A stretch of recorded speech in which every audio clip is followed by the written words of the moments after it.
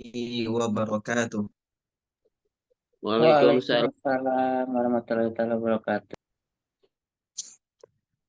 Ya innal hamdalillah nahmaduhu wa nasta'inuhu wa nastaghfiruh wa na'udzu billahi min shururi anfusina wa min sayyiati a'malina. May yahdihillahu fala mudhillalah wa may yudlil fala hadiyalah. Asyhadu an la ilaha illallah wahdahu la syarikalah wa asyhadu anna Muhammadan abduhu wa rasuluh. Allahumma salli wa sallim wa barik ala nabiyyina Muhammad wa ala alihi wa sahbihi wa man tabi'ahum bi ihsanin ila yaumiddin. Alhamdulillahilladzi ahyana ba'da ma amatana wa ilaihi nusyur. Rabbi shrah li sadri wa yassir li amri wahlul 'uqdatam min lisani yafqahu qawli. Allahumma anfa'na bima 'allamtana wa 'allimna bima yanfa'ana wa zidna 'ilma. Amma ba'd. Ya, puji syukur kita panjatkan kehadirat Allah Subhanahu wa taala yang telah memberikan kita limpahan rahmat dan nikmat karunia-Nya kepada kita bersama, terutama nikmat iman dan Islam yang tertahan di hati kita masing-masing, dan juga nikmat kesehatan, ya, yang mana kita bisa hadir untuk menuntut ilmu di majelis, ya, walaupun ini online, ya.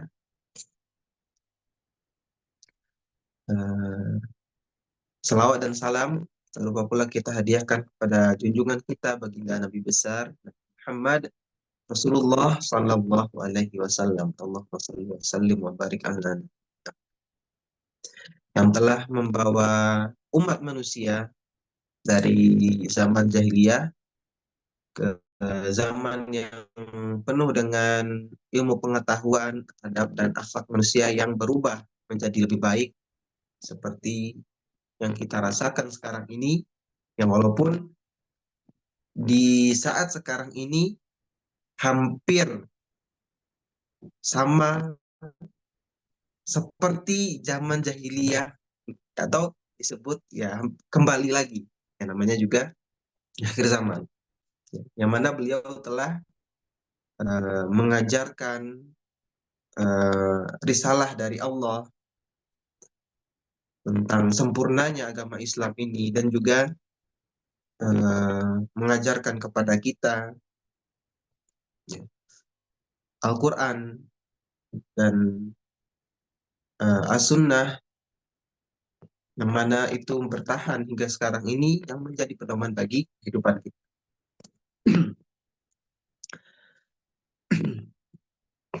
Ya, insya Allah pada hari ini materi yang akan kita bahas tentang ulumul Quran, yang mungkin tidak akan banyak, ya.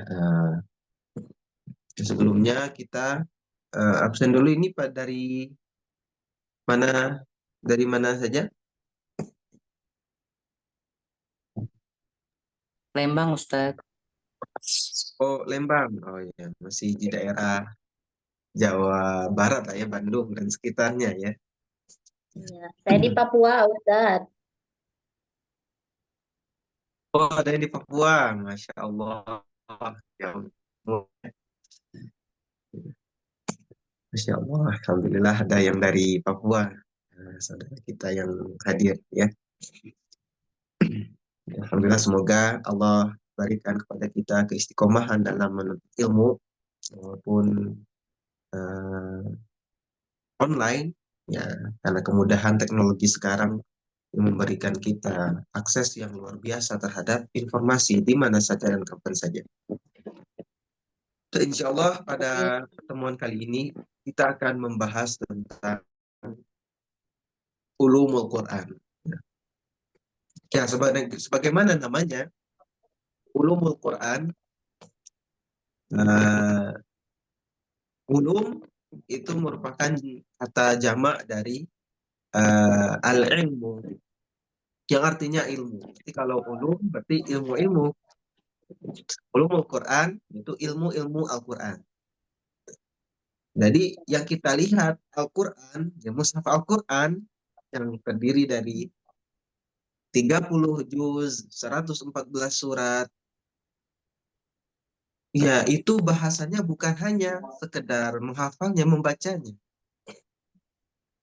Ternyata ada berbagai cabang dalam memahami Al-Quran ini, mempelajari Al-Quran. Jadi tidak hanya cukup kita bisa baca dan juga menghafalnya. Itu baru sebagian kecil dari apa yang menjadi ilmu-ilmunya. Sebagai contoh, salah satu ilmu Al-Quran adalah ilmu tajwid. Nah, di mana ilmu tajwid merupakan ilmu yang paling dasar, ilmu yang paling pertama, ilmu yang awal sekali yang harus dipelajari untuk orang-orang yang ingin mempelajari Al-Quran lebih dalam.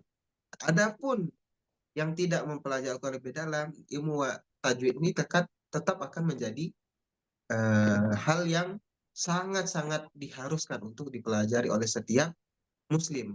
Karena kenapa? Ilmu tajwid ini ada ilmu yang eh, menjaga tata cara membaca Al-Quran yang baik dan benar. Jadi seorang Muslim harus tahu bagaimana cara eh, ia membaca kitabnya, kitab suci ini dengan baik dan benar. Nah, inilah gerbang ilmu pertama dari ulumul Quran. Naik lagi nanti ada ilmu qiraat. Nah, ini ilmu qiraatnya adalah ilmu tingkatan setelah ilmu tajwid, yang dimana juga harus disokong dengan ilmu bahasa Arab.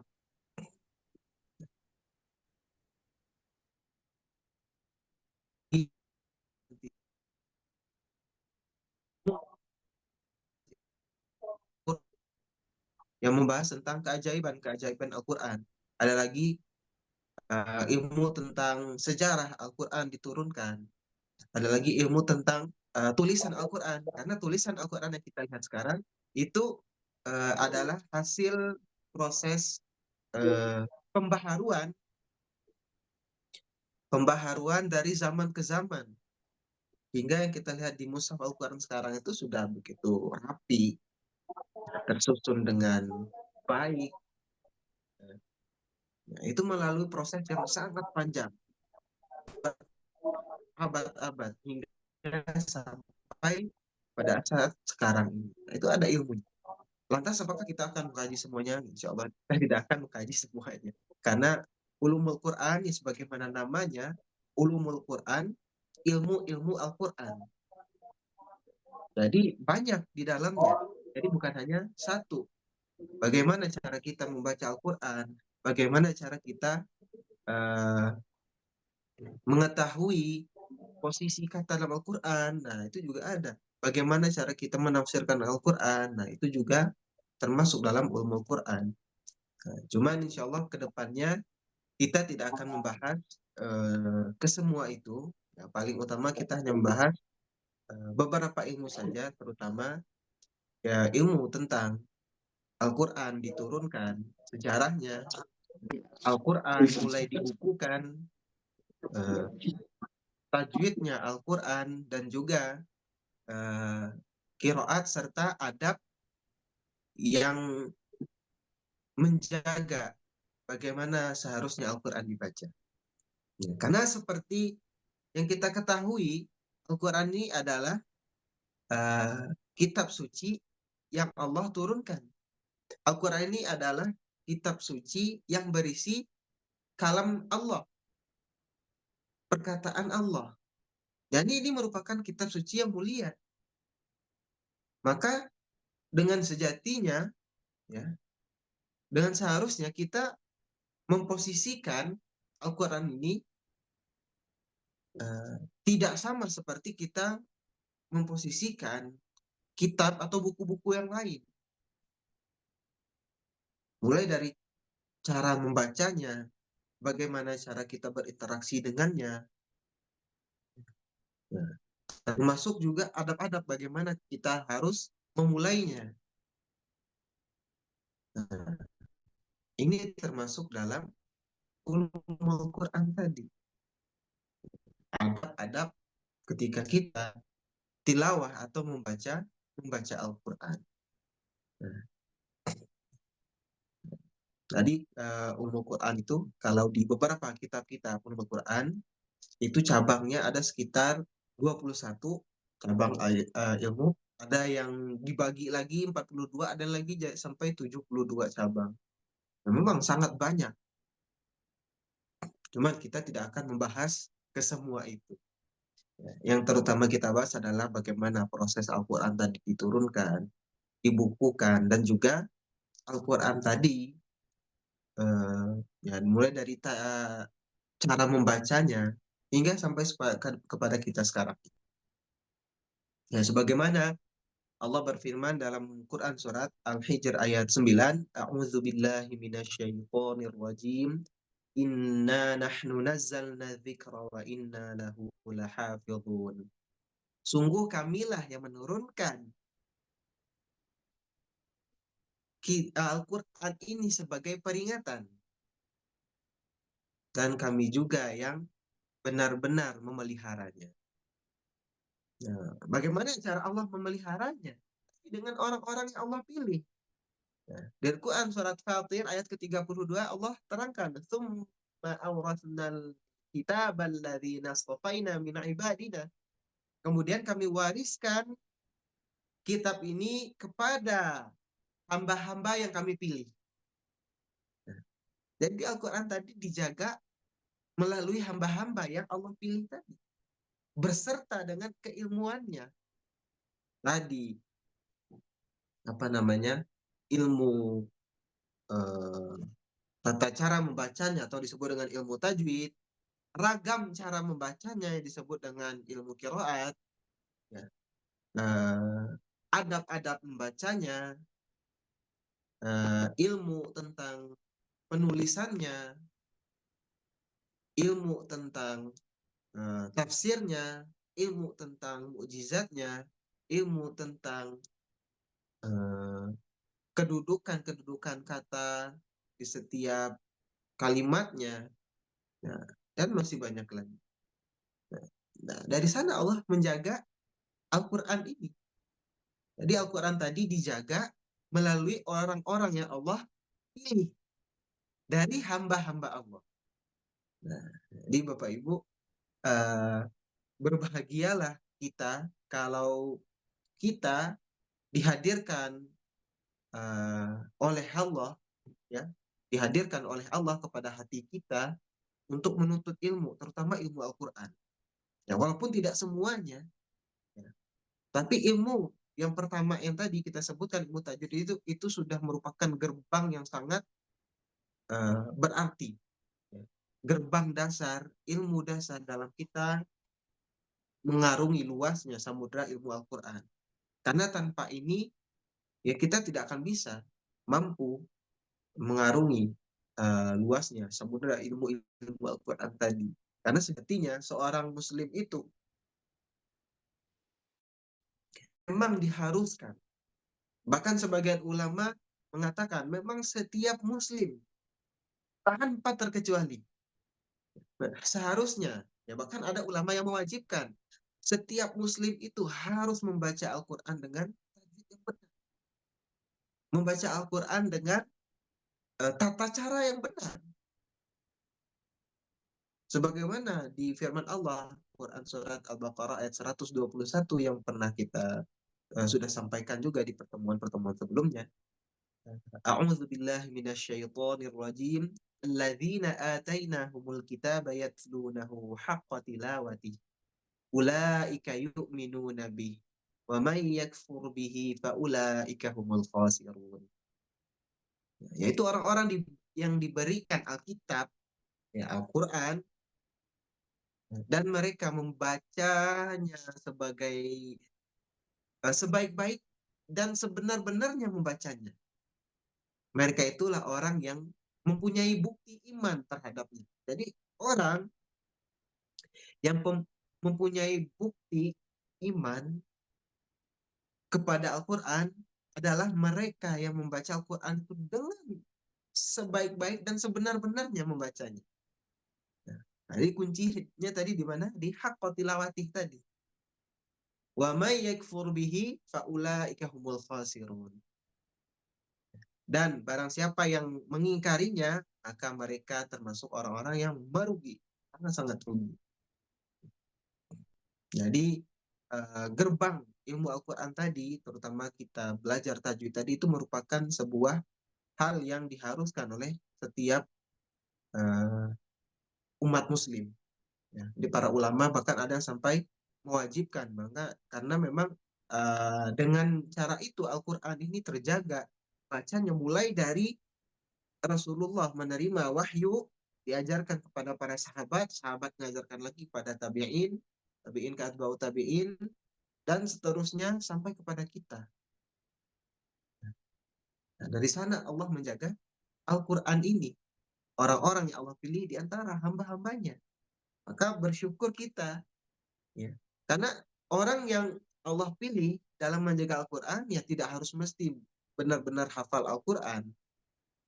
Memang khususnya memang yang hafal Al-Quran, Bapak Ibu sekalian. Tapi orang-orang yang mempelajari Al-Quran itu sudah termasuk orang-orang yang Allah pilih. Walaupun belum menghafal Al-Quran. Ya, sebagaimana hadis dari Utsman bin Affan, ya, radhiyallahu an dari Nabi Shallallahu Alaihi Wasallam, khairukum man ta'allama al-Qur'ana wa 'allamah. Sebaik-baik kalian adalah yang mempelajari Al-Quran dan mengajarkannya. Jadi belajar dan mengajarkan Al-Quran itu sudah termasuk dari sekian banyaknya hamba Allah, hamba-hamba yang Allah. Ya. Jadi eh, gerbang pertama dalam ulumul Quran, ilmu-ilmu Al-Quran adalah mempelajari ilmu tajwid. Karena dengan ilmu ini kita bisa tahu mana bacaan Al-Quran kita yang baik, mana yang keliru. Bayangkan kalau misalnya tidak ada ilmu tajwid ini, orang baru tahu huruf-huruf Al-Quran langsung ngambil ilmu tafsir. Wah, itu tafsirnya bisa salah-salah, Pak Ibu ya. Oh, bisa sesat juga tafsirnya. Karena tadi bacaannya aja belum tahu apakah itu benar atau keliru, tapi langsung ngambil tafsir. Nah, tafsir itu udah tingkatan tinggi dari ilmu Al-Quran, ilmu-ilmu Al-Quran. Ya, karena ilmu-ilmu Al-Quran yang kita sampaikan tadi itu juga punya tingkatan. Dan tingkatan paling dasar atau gerbangnya dalam kita mengarungi samudera Al-Quran adalah mempelajari ilmu tajwid Al-Quran tadi. Karena ilmu tajwid ini adalah ilmu mempelajari tata cara membaca Al-Quran yang baik dan benar. Nah, adapun ilmu setelahnya disebut dengan ilmu qiraat. Tingkatan selanjutnya dari ilmu tajwid yaitu ragam cara membaca Al-Quran. Jadi kalau ilmu tajwid itu adalah ilmu yang mempelajari tata cara membaca Al-Quran yang baik dan benar. Sedangkan tingkatan selanjutnya, ilmu qiraat, itu ilmu yang mempelajari tentang ragam cara baca Al-Quran. Jadi gitu, Bapak Ibu. Nah, ya sebagaimana yang tadi beberapa ulama bahkan mewajibkan kita mempelajari ilmu tajwid, ya karena memang uh, setiap sesuatu itu bahkan butuh bukti. Ya, bukti kita keimanan kita kepada Al-Quran ya dengan cara kita baca Al-Quran tadi dengan baik dan benar. Bahkan orang-orang kafir yang mengatakan Al-Quran ini adalah perkataannya Nabi Muhammad, suruh buktikan. Kalau memang kamu eh, katakan ini adalah perkataanmu, coba buktikan. Buatkan ayat atau surat yang semisal atau yang paling pendek darinya. Ya, kita ketahui surat yang paling pendek dalam Al-Quran apa Bapak Ibu? Ada yang tahu Bapak Ibu surat yang paling pendek di dalam Al-Quran? Al-Kausar. Ya, Alhamdulillah. Al-Kautsar ya Ibu ya. Surat Al-Kautsar. Ya. Allah suruh tantang. Kalau memang kamu bilang ini adalah kata-katanya Muhammad, coba bikin.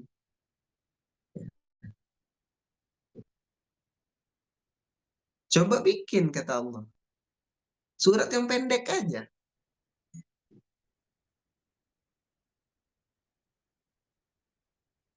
Allah suruh bikin surat yang pendek, ya. Atau misalnya surat Al-Kautsar tadi ada surat yang paling pendek. Lebih pendek dari itu bahkan Allah tantang. Wada'u syuhada'akum min dunillah. Ya boleh ajak orang-orang paling cerdas di muka bumi ini. Orang-orang filsuf, orang ahli filsafat, atau orang ahli tata bahasa Arab. Coba ajak, kata Allah.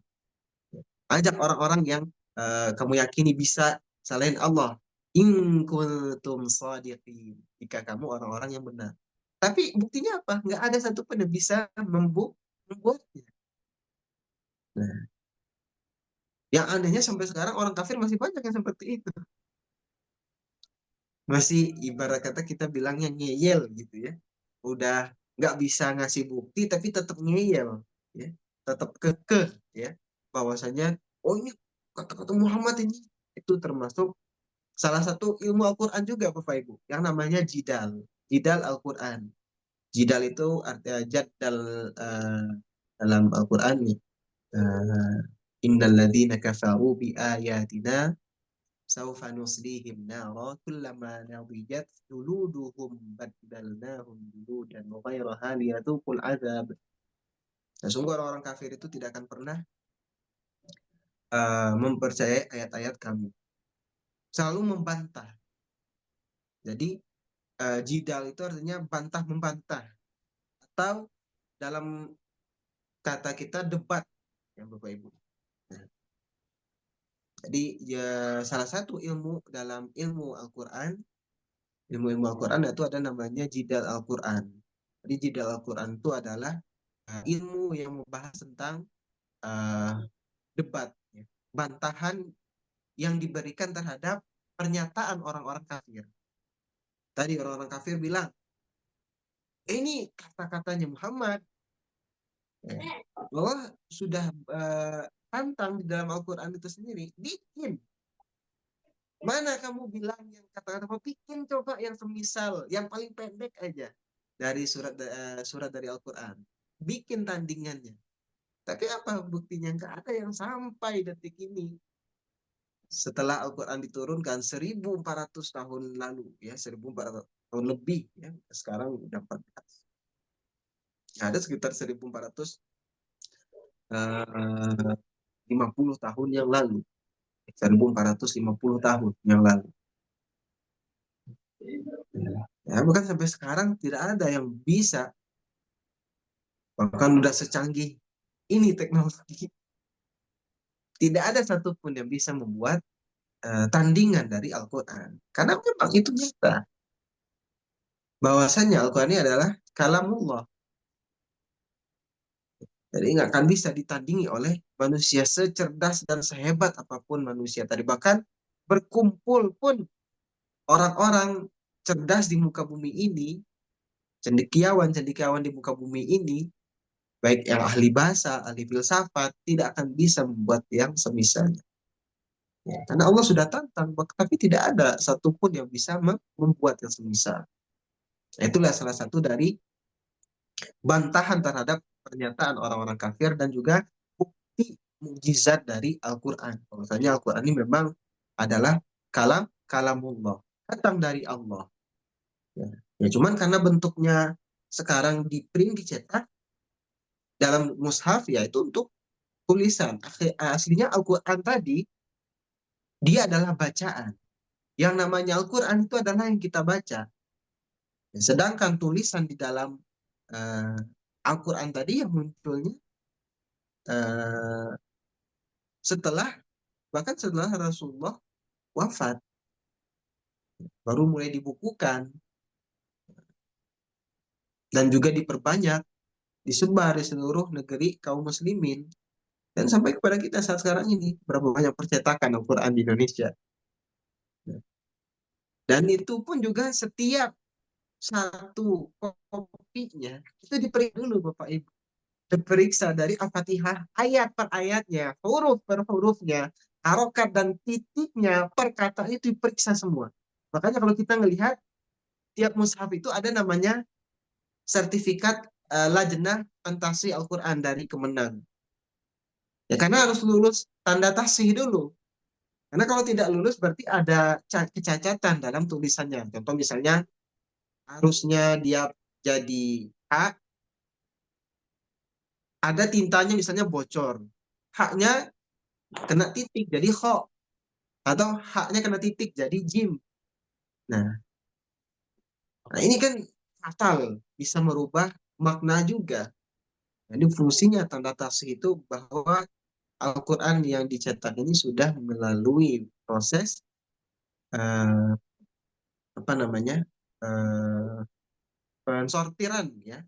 Nah, dilihat ya memang ulama-ulama kita di Lajnah Pentas mereka yang memang sudah hafal Al-Quran bahkan sudah menguasai ilmu-ilmu beberapa sebagian dari atau hampir dari kebanyakan ilmu-ilmu Al-Quran tadi termasuk ilmu tata cara penulisannya. Jadi harokat, titik, tadi harus diperiksa dulu Bapak Ibu. Karena sejatinya Al-Quran dahulunya itu diajarkan dengan cara mulut ke mulut atau di istilahnya talqin. Jadi uh, orang yang membacakan Al-Quran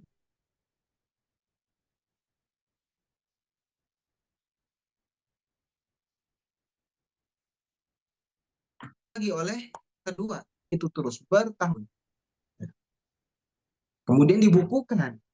Karena kalau misalnya orang-orang yang hafal tadi wafat semua misalnya, oh nggak ada lagi Al-Quran, Bapak Ibu. Makanya inisiatif para sahabat, ijtihad dari para sahabat saat itu akhirnya Al-Quran ini sepakat kita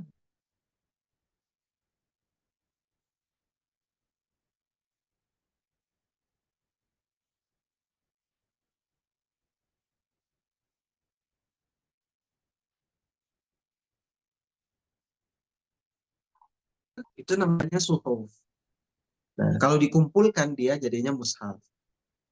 Nah, itu ya Bapak Ibu. Jadi mushaf itu adalah lembaran-lembaran yang bertuliskan wahyu.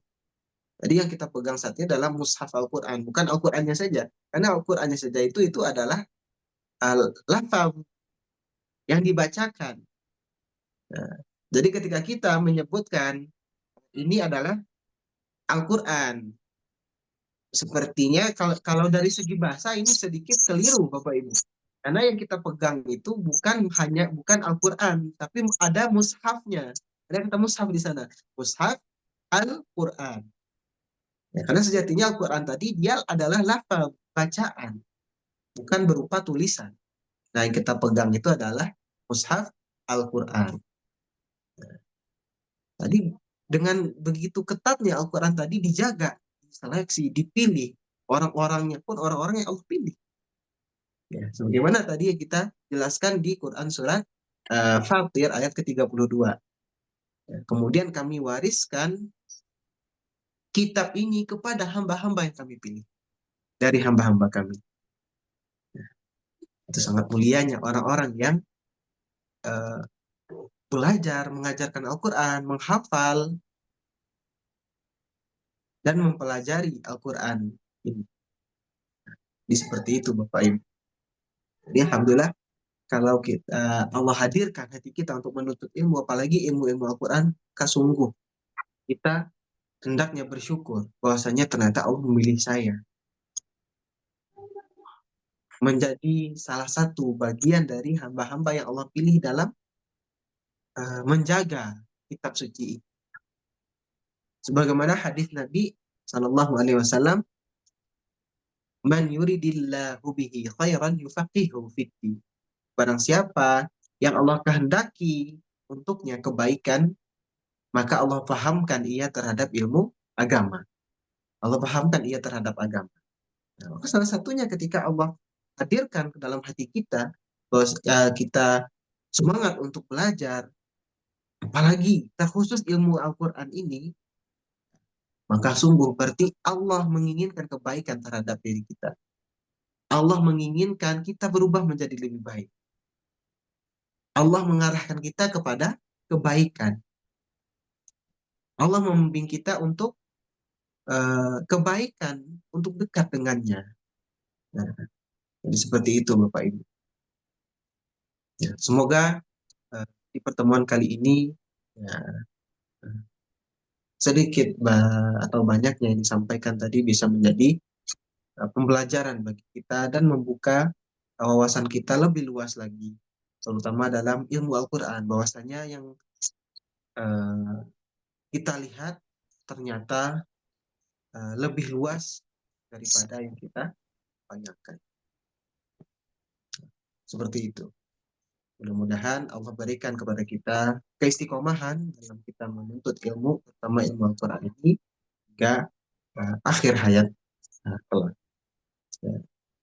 Terlebih dan terkurang, saya pribadi mohon maaf yang sebesar-besarnya apabila ada kesalahan kata atau pengucapan yang tidak pada tempatnya. Ya, mungkin ada penyampaian tadi yang sedikit keliru, yang bisa nanti kita uh, perbaiki bersama. Barakallahu li wa lakum fil Qur'anil Karim. Nafa'ani wa iyyakum bima fihi minal ayati wa dzikril hakim. Wa taqabbala minni wa minkum tilawatahu innahu huwas samiul alim. Kita tutup dengan membaca hamdalah dan doa kafaratul majelis. Alhamdulillahirabbil alamin. Subhanakallahumma wa bihamdik asyhadu an la ilaha illa anta astaghfiruka wa atubu ilaik. Khairul kalam aqulu qawli hadza wa astaghfirullah innahu huwal ghafurur rahim. La ilaha illa anta subhanaka inni kuntu minal zalimin. Wabillahi taufiq wal ridha wal hidayah. Wassalamualaikum warahmatullahi wabarakatuh. Waalaikumsalam Waalaikumsalam warahmatullahi wabarakatuh. warahmatullahi wabarakatuh. Quran Ustaz. Oh, Ustaz. Ya, Syukran. Pak Ibu.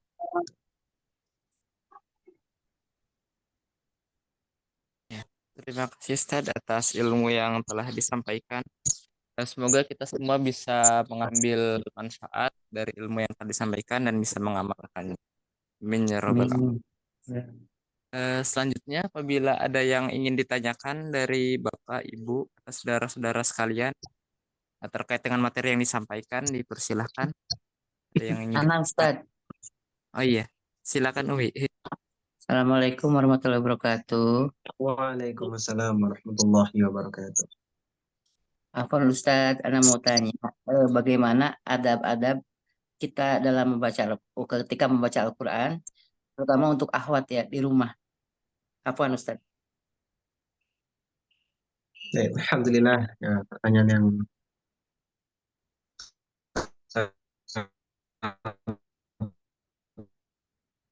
bagus Ibu ya.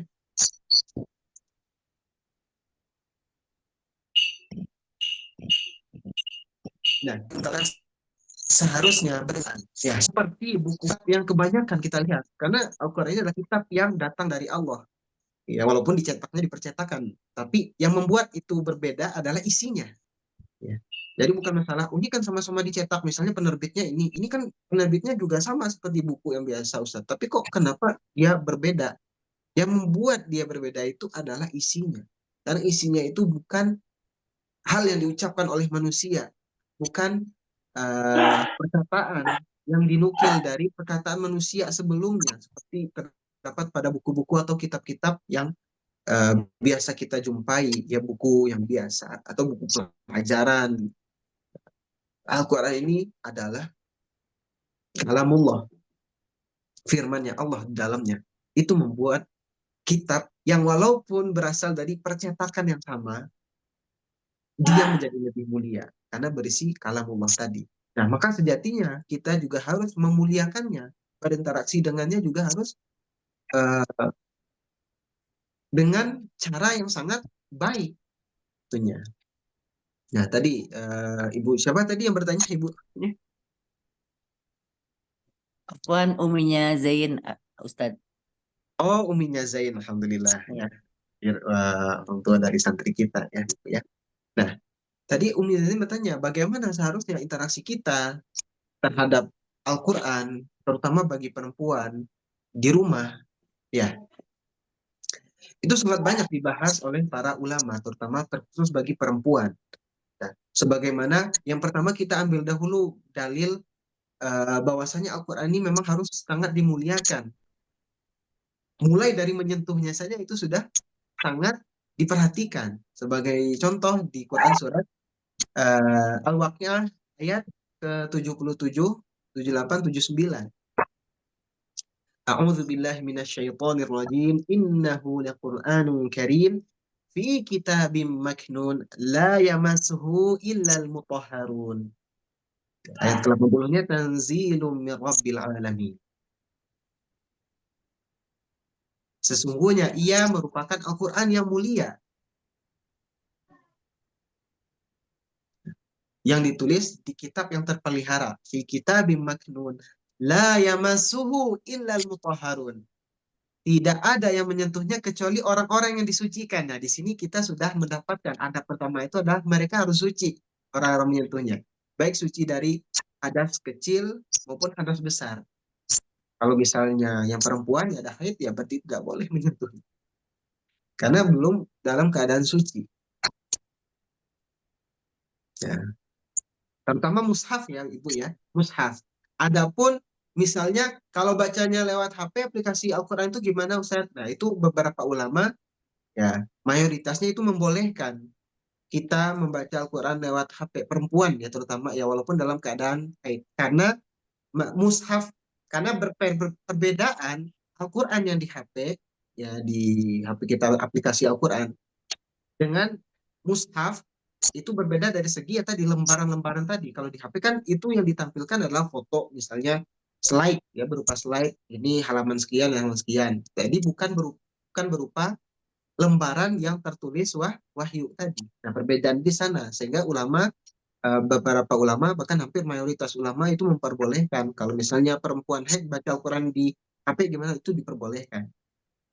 Tapi adapun dengan mushafnya tadi itu tidak diperbolehkan. Walaupun ada sebagian ulama memperbolehkan kalau ada terjemahannya, mushafnya itu tidak mengapa. Cuman kami mengambil pendapat yang baik ada atau tidaknya terjemahannya itu tetap perempuan dalam keadaan haid tidak boleh memegang. Ya sama-sama aja kan ada tulisannya juga. Sempurna, kalimatnya sempurna, termaktub juga 30 juz dan 114 surat di dalamnya. Bedanya kalau mushaf yang terbitan Timur Tengah ya nggak ada terjemahannya. Kan bahasa Arab ya, masa diterjemahkan ke bahasa Arab lagi? Itu sudah ada. Adapun apa namanya eh, mushaf yang terbit Indonesia ada terjemahannya. Ya ada sebagian ulama boleh perempuan ketika haid itu memegangnya. Adapun sebagian ulama lain tidak boleh karena yang sama aja dengan mushaf yang terbitan Timur Tengah sekalipun. Bedanya ini hanya ada terjemahan dan itu juga di pinggirannya terjemahannya. Jadi seperti itu, Ibu. Nah, yang kedua dari suci tadi ya suci juga secara aurat harus tertutup ketika kita membaca Al-Qur'an. Ya, mungkin ada beberapa ulama walau misalnya ya ketika kita perempuan baca Al-Quran sendiri di rumah itu tidak misalnya tidak pakai mukena atau jilbab ya tapi dengan aurat yang lain tetap harus tertutup misalnya tetap lengan panjang gitu misalnya baju atau celana rok panjang walaupun tidak memakai jilbab dalam kondisi di rumah atau di kamar ya Bapak Ibu ya. Nah, itu ada membolehkan tapi ada yang lebih baik lagi tadi berarti menutup semuanya ya misalnya ketika kita membaca Al-Quran selepas sholat nah itu kan sudah dalam keadaan wudhu juga suci tempatnya dan juga apalagi tertutup auratnya. Nah, selanjutnya itu ya tadi menghadap kiblat tadi ya walaupun ini merupakan adab bukan hal yang mutlak wajib ya karena membaca Al-Quran itu termasuk zikir juga kepada Allah dan Allah berfirman dalam Quran surat uh, Ali Imran ayat 191 A'udzubillahi minasyaitonir rajim alladzina yadhkuruna Allah qiyaman wa qu'udan wa 'ala junubihim wa yatafakkaruna fi khalqis samawati wal ard yaitu orang-orang yang berzikir kepada Allah baik dalam keadaan berdiri duduk maupun berbaring.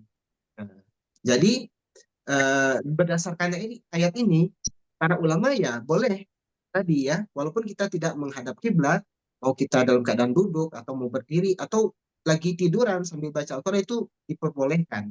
Cuman ulama yang ada menyusun tadi adab-adab baca Al-Quran tadi lebih utama tadi ya berdiri atau duduk dan menghadap kiblat. Nah, jadi tadi Ibu harus suci. Ya berarti kalau tidak haid, ya berarti sudah suci secara hadas besar. Berarti hadas suci ini kita berwudu. Yang kedua, menutup aurat. Ya. Ketiga, ya suci juga tempatnya, menghadap kiblat. Nah, nah gitu Bapak Ibu. Ya, jadi dimulai dari tadi dengan ta'awud ya.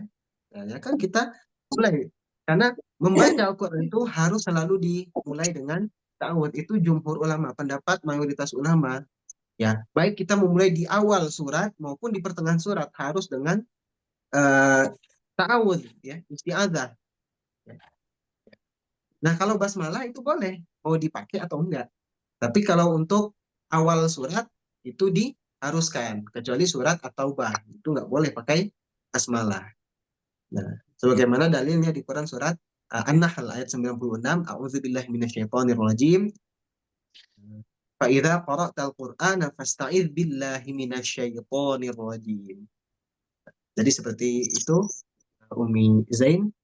Ya, ada lagi Umi Zain? Afwan, terima kasih Ustaz. Ya, Sudah alhamdulillah. terjawab pertanyaannya. Ibu. Syukran.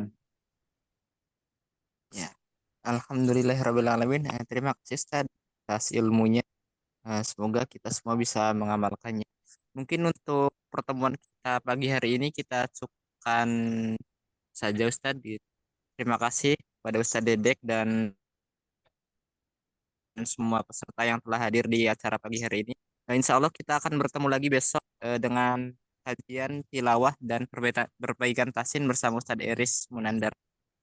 Ya, untuk itu, untuk pertemuan kali ini saya cukupkan dan saya tutup. Kita tutup dengan hamdalah bersama-sama. Alhamdulillah. Alhamdulillah. Kita tutup dengan doa kifaratul majelis bersama-sama. Subhanallah. Subhanakallahumma wa bihamdik. La ilaha illa anta astaghfiruka wa